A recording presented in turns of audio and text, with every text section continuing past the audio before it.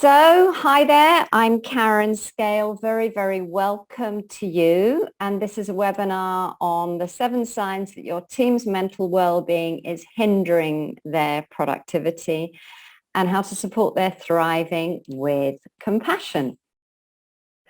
And I'd like to share with you some of the facts you may or may not know about leadership and compassion. The first one is, maybe you did know or you didn't know that 91% of leaders said compassion is really important for their leadership. And 80% of them would like to enhance their compassion but do not know how. And that's from the Harvard Business Review. What I want to run through with you is what you will learn in this webinar. It's quite full. So we're going to go through, first of all, the early signs of mental health that you may or may not be aware of, and also to reflect on some other signs of suffering that we have as human beings that impact our well-being and productivity. I'm then going to cover what self-compassion and compassion really are, and I'm going to give you some brief research which demonstrates how important compassion and self-compassion are and how they're beneficial to well-being and productivity. I'm going to do a little piece on how to learn to lead with compassion and to bring more compassion into your own life, even if you're a little bit skeptical right now, or even if you're quite skeptical. And I want to share 2 compassion-focused success stories. One is a LinkedIn story, how compassionate leadership is instrumental in taking them from a very small workforce to a bigger workforce and to being sold to Microsoft for 27 billion. And I want to tell you also my own success story with compassion and mental health. And I'll tell you a little bit about myself. I'm going to start with the early signs of mental health, and this comes from Bupa. Some of these you may recognize perhaps in yourself, perhaps in your team. Most of us experience some less good mental health from time to time. Some of us experience more. But these are some of the areas to look out for, and I'm just going to run through some of them that you can see on the chart. So we have areas like poor concentration. We find maybe we're worrying more. It's harder to make decisions. Our mood is low. We're feeling overwhelmed, tearful, tired, maybe more sleep.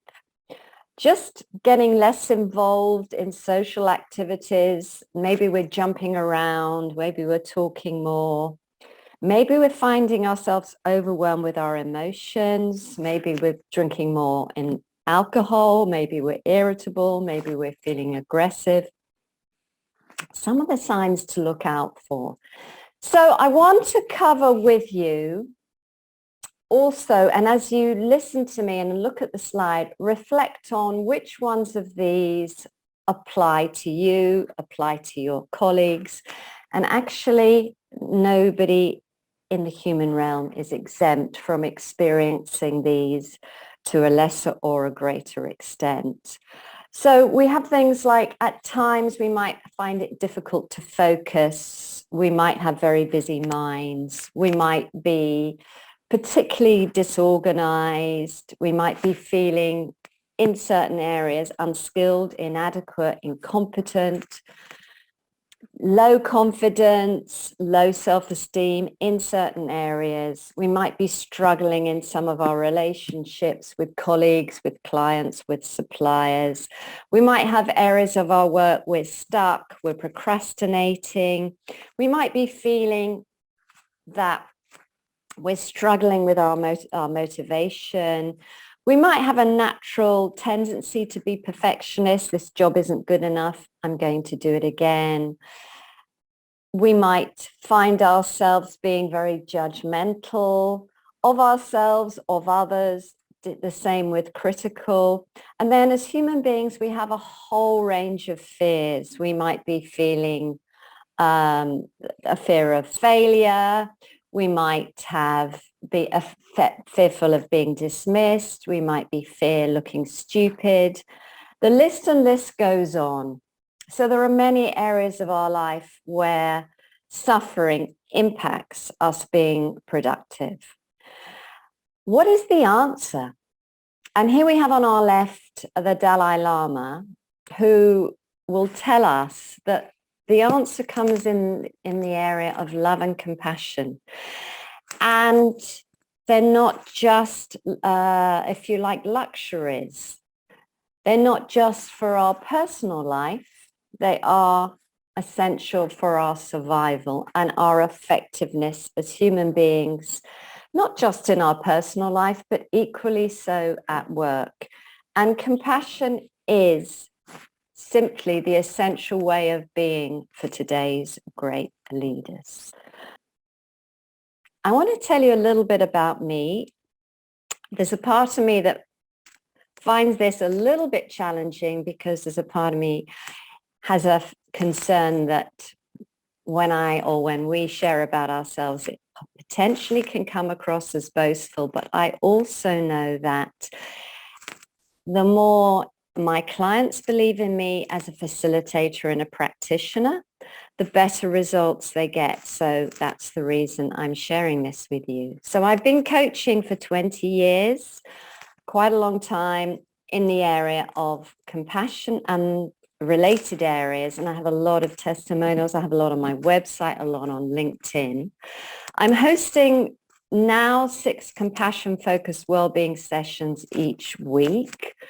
I've been very fortunate that I've shared both my coaching work and my wellbeing work on mainstream TV, both here in the UK and internationally. And I do have a personal story I'd like to share with you on how compassion's helped me, which I'll share with you shortly.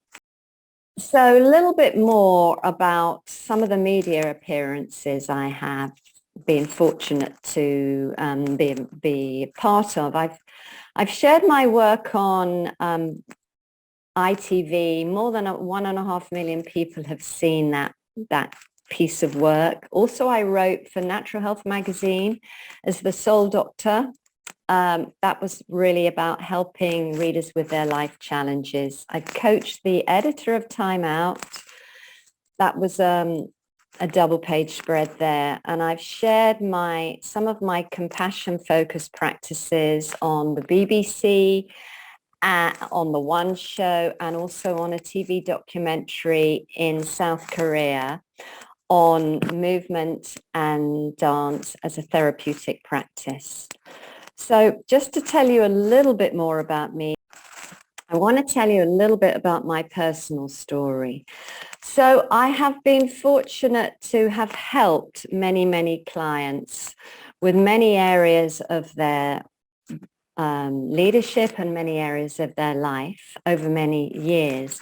But whilst I was doing that, I've had my own struggles that come from a history of complex PTSD. And so quite often I would find myself in very, very dark places. And I was searching for many years to try and find the way out of this. And the answer came through, initiated by lockdown and through, if you like, involving myself in compassion-focused practices, which has really changed everything in terms of my mental health, and not just for me, but also those others who have been engaged in these practices. So I'm a very big fan of the practice of compassion. Let me go through with you and tell you what self-compassion is. And there are 3 pieces of this. The first piece is about being kind to yourself.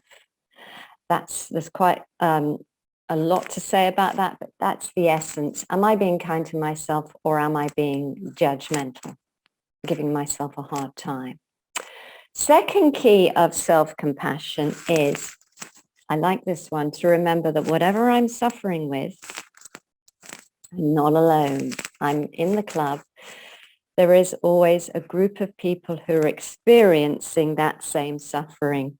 So they understand, and in a sense, we can also support each other. And the third piece is to have the courage, if you like, to be in connection with emotions, to feel emotions. Having spent a lifetime historically with suppressing, repressing some of the painful emotions, I really know what it's like to experience that peace. And the secret really is to be willing and have the courage to practice feeling emotions so that we have the opportunity to connect with ourselves, connect with each other, heal whatever's going on in our emotional world.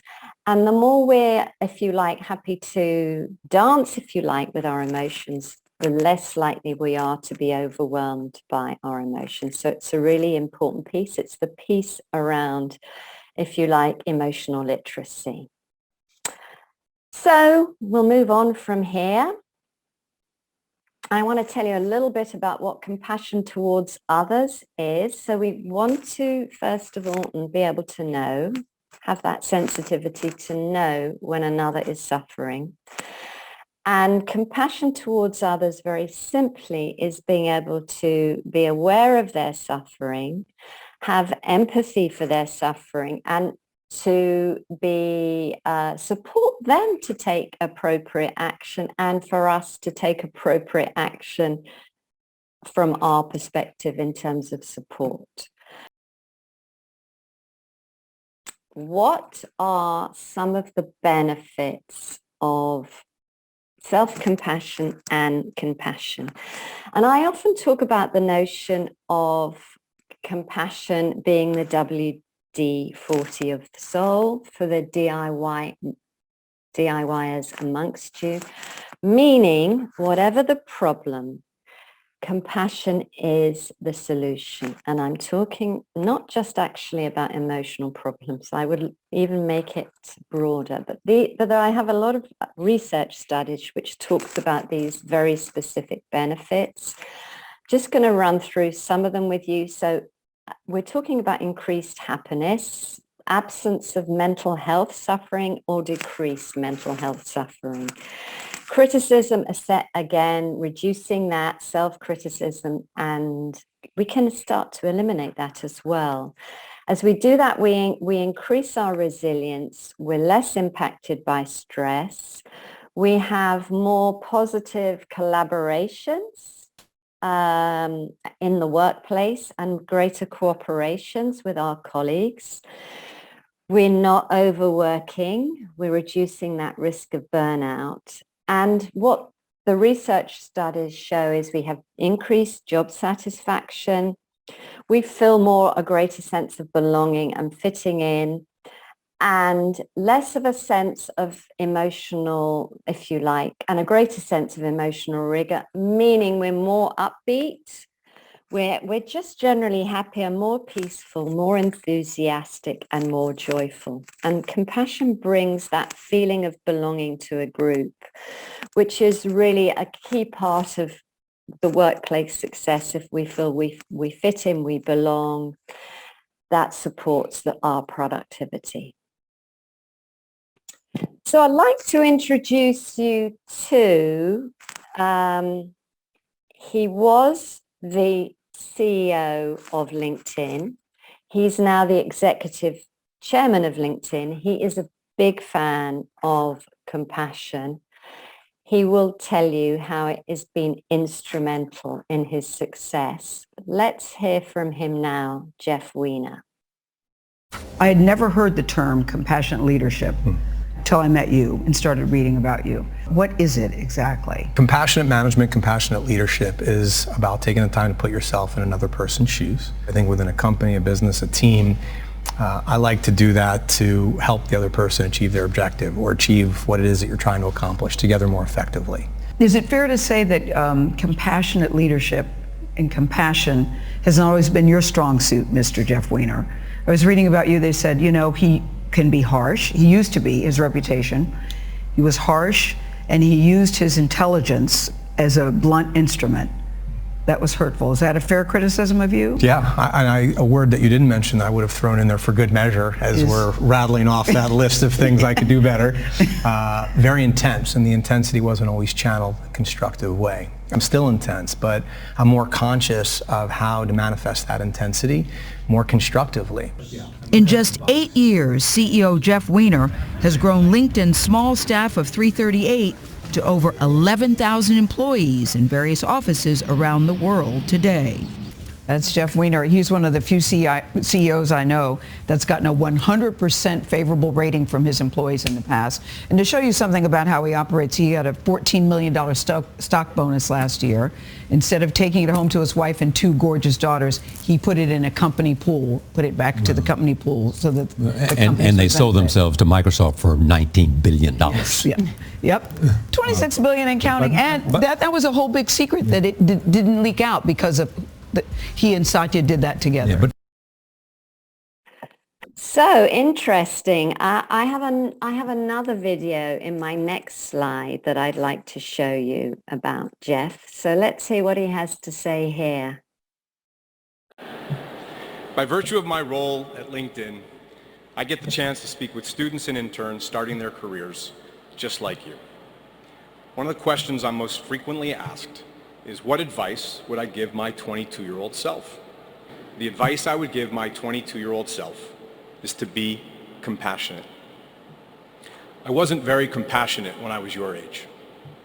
As a matter of fact, I wasn't particularly compassionate until the latter stage of my career. And if it weren't for learning the meaning and value of compassion, it's likely I wouldn't be on this stage today. So that's what I'd like to talk to you about today. The importance of being compassionate and how it can change your career path, your company, and your life. A journalist once described my management style at Yahoo as, quote, wielding his fierce intelligence as a blunt instrument. At least the first part was flattering. Though I wasn't a yeller, I was pretty intense. If I saw something in a presentation that didn't make sense, I could barrage the team with questions. I'd listen with the intent to reply and not seek to understand. I expected other people to do things the way I did and grew frustrated if they didn't. Over time, I realized how unproductive this approach was. Rather than inspire and lift people up, it was a good way to shut people down. So I decided to change. I vowed that as long as I'd be responsible for managing other people, I would aspire to manage compassionately. That meant pausing and being a spectator to my own thoughts, especially when getting emotional. It meant walking a mile in the other person's shoes and understanding their hopes, their fears, their strengths, and their weaknesses. And it meant doing everything within my power to set them up to be successful. I've now been practicing this approach for well over a decade, and I can tell you with absolute conviction that managing compassionately is not just a better way to build a team, it's a better way to build a company. So I found myself feeling really moved as I listened to him. I've listened to him before, but yeah, I'm really moved by that. I'm curious what impact it has on you. But if we look at the figures, when Jeff Weiner was, working in this way, which is the way he continues to work as well, he expanded the membership from 32 million to 560 million. He grew revenue from 78 million to 5 billion. I guess that's a good indicator of the power of compassion, isn't it?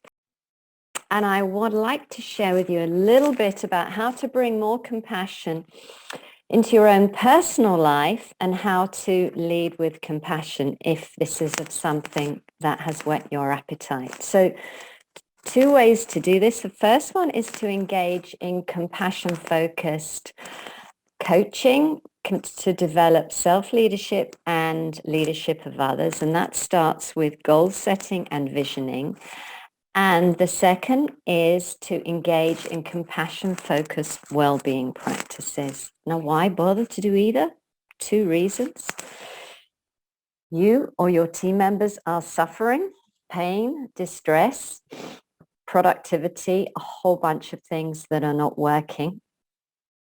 And you have wisdom that tells you you would be wise to put in place an effective initiative that is a preventative of this suffering. What I'd like to do with you here is give you an example of one of my very many compassion-focused well-being initiatives. So I'm going to take you into, or I'd like to take you into, a 2 or 3 minute meditation practice. And this is perfect for you if you have experience in meditating. And it's perfect for you if you're brand new to meditating. So what I would like to invite you to do is simply to start this practice by closing your eyes and settling back in your chair or your seat or wherever you are, and just following along with me. And if you find yourself going off into your own thoughts, to bring you back into the present moment, you can experiment with repeating what you hear me say after you hear me say it, as if you were simply mirroring my words. So if you would take a breath,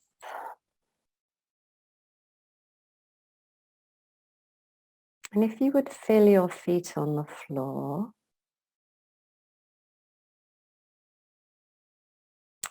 and I'd like you to imagine that you have in front of you someone in your life that you really feel a lot of love for. Could be a human being, family member, could be a favorite pet, an activity you love, place in nature, any of those or all of those. And start to connect with that love and compassion that you feel when you reflect on any or all of these.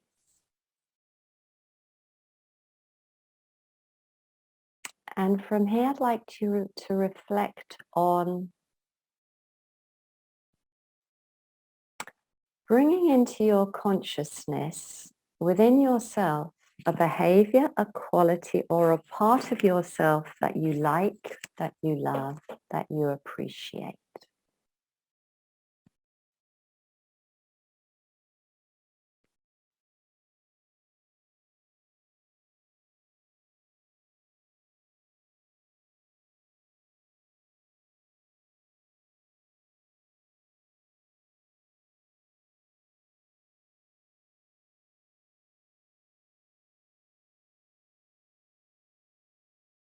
And just allow this quality, this behavior, this part to come to you as an inner knowing, as an image, as a thought form. However this, or it could be several, however this quality, this behavior part would like to make itself known to you. And I'd like you to connect with that inner source of love and compassion that you might more often direct out externally. And start to direct that inner love, that inner compassion to that quality within yourself. To set that intention, and intention starts the process, just directing it internally.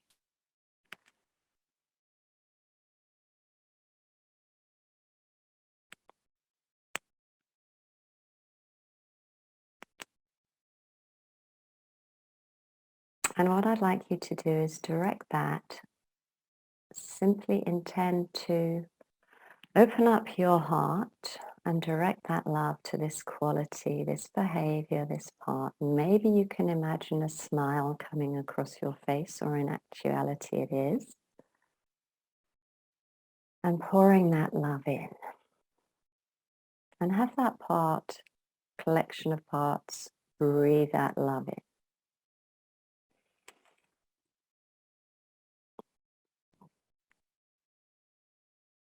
And from here, I'd like you to change your focus to another quality or part or behavior you have in your system that's a bit more troublesome.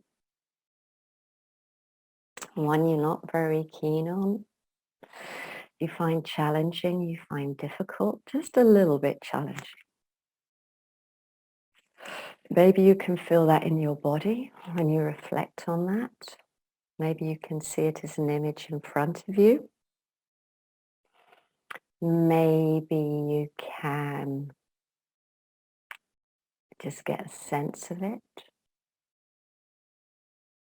And again, I'd like you to connect with your inner source of compassion and love, the one you may direct outside. And this time, start to open up the doorway, imagining this behavior, this quality, this heart is just like a little bit like a naughty child, but a child that you love.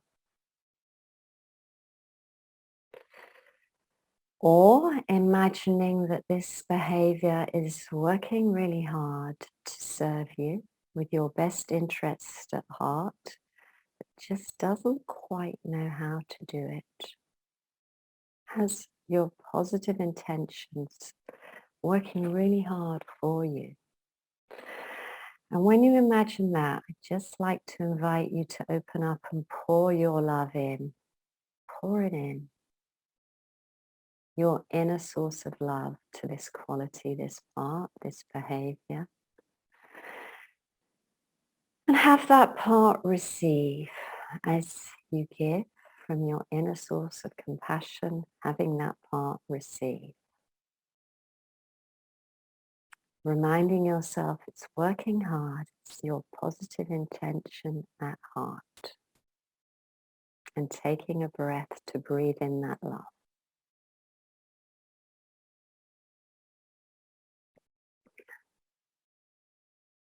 And you can very slowly and gently come back into the room. And ask yourself, how am I doing? How was that? Just a very small little taster. And if we can move on. So from here, what I'd like to go through with you is the first part of a compassion-focused leadership coaching program.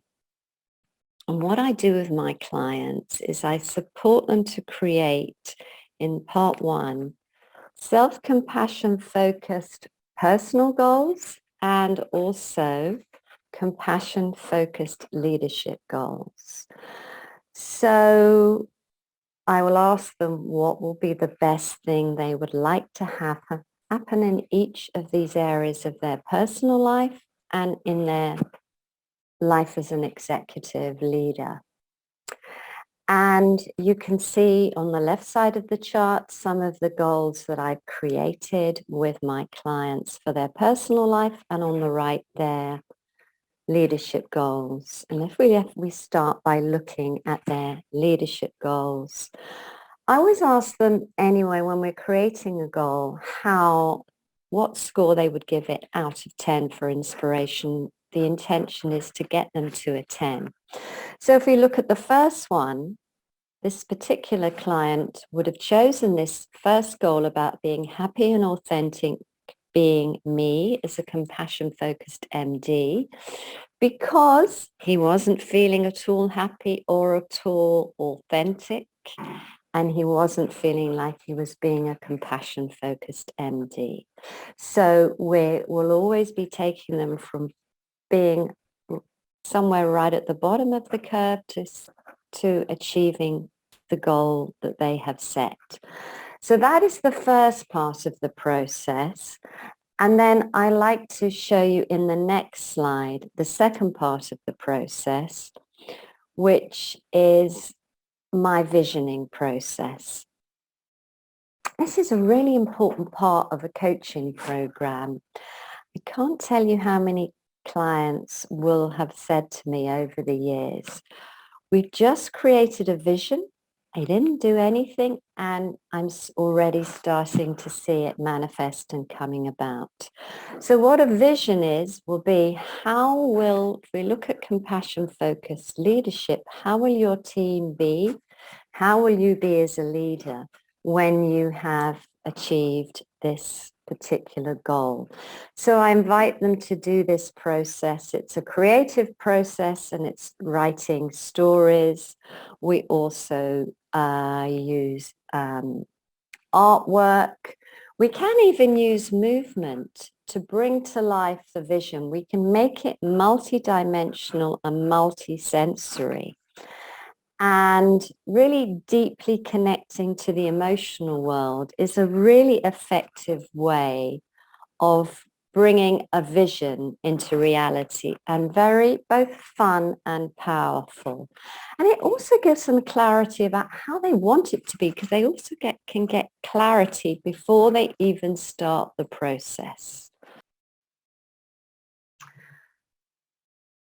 Compassion is the essential way of being for today's great leaders. I'm bringing the Dalai Lama in again. So I'm wondering, from your perspective, how does it sound, the idea of the prospect of enabling your leaders to develop their own individual compassion-focused leadership style? And also, how does it sound, the notion of developing a compassion-focused culture where everyone in the organization practices self-compassion and compassion towards others?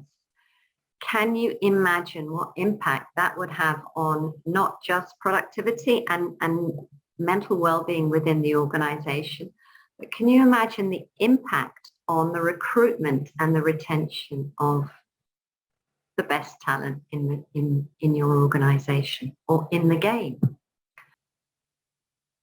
How can we enable your leaders, or how can you enable your leaders to develop their own compassion-focused leadership style? There are two pieces to this. The first is with a tailor-made compassion-focused group coaching program, which would be and is specifically designed for your organization to address your challenges and respond to your needs. So this is a group coaching program. It would typically have between 6 and 12 leaders. Plus, I can also offer a very, very limited number, a small number of one-to-one coaching programs for C-suite leaders to enable them to develop their own compassion-focused leadership style. And I want to offer you a free bonus. I'd like you to have this as part of your program because it really makes a difference. This is about supporting the development of a compassion-focused culture. So what I would like to offer you here is a regular program of self-compassion workshops and self-compassion well-being group sessions live for the duration of your group coaching program. And I like to offer them to all staff across the organization. I can offer it to you completely free if you're one of the first organizations who enroll in a compassion-focused leadership program with me following this webinar. And what I will include in there is a number of sessions each week, self-compassion workshop program. This is about developing self-compassion to support individual mental health, well-being and productivity. And also self-compassion well-being sessions, which I can offer you during the day, and also go to bed versions. And again, this is supporting the whole organization.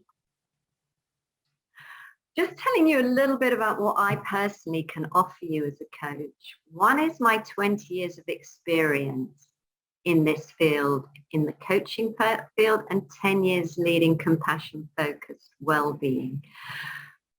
I'd like to outline my strengths so you'll get a sense of what working with me would bring you. I'm very strong in the area of creativity, which means that I can support idea generation and resourcefulness around anything that's going on challenge-wise or opportunity-wise.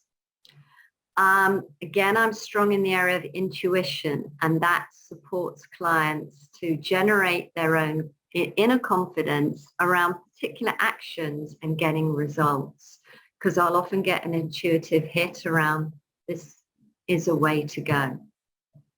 I have a lot of experience and an ability to connect with a whole range of different clients. And also another strength I have is I can tune into clients what they're needing. And I'm also very strong naturally as in being non-judgmental. And what's really beneficial about that is that promotes the practice and the reality of self-compassion and self-acceptance. And I just naturally believe in my clients. So that enables them to believe in themselves, and that facilitates the results they get. So what's next for you? I would like to invite you, if this has whetted your appetite a lot or a little, to schedule a call with me, just so we can discuss whether this might be the right program for you. And what I'd like to do in this conversation, it's completely not without any obligation, to understand more about the challenges you're experiencing.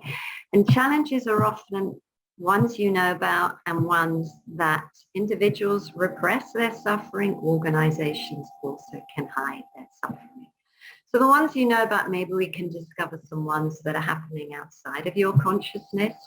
I can answer some questions for you, and we can discuss whether a tailor-made compassion-focused coaching program is a good choice.